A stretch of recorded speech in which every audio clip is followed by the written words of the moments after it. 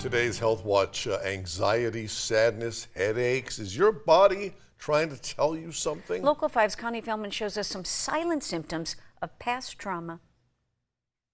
Trauma. 70% of adults will experience some form of it at some point in their lives. It can impact all areas of our health, our lives, even affect the people we're closest to.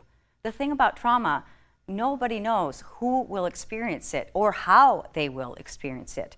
In fact, trauma doesn't have a timeline and can be triggered years, even decades after the event. Here are some silent symptoms to watch out for. 15 million deaths occurred globally. From something that impacted us all to tragedies that may only happen to a few. Trauma is a really interesting thing where a lot of times we're trying to bury it and not even consciously.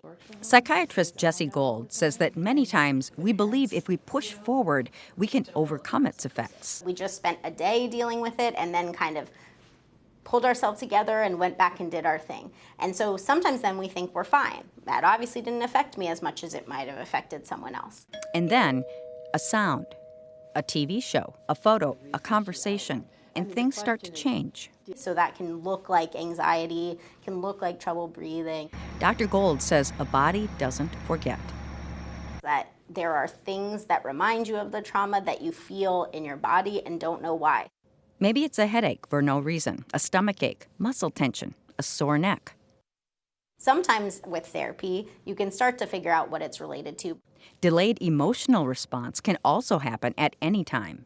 Emotional dysregulation would be what we would call that in fancier terms, but really that just means like I'm angry at people and I don't know why, or I'm irritable and I don't know why.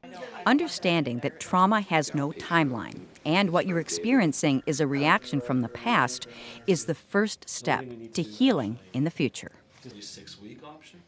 When someone you know is going through trauma, the best thing to do is be there for them and listen to them. But Dr. Gold says avoid saying things like, I know what you're going through. I'm so sorry for you. It could be worse, or it'll be okay. And that's your Health Watch. I'm Connie Feldman, Local 5 News.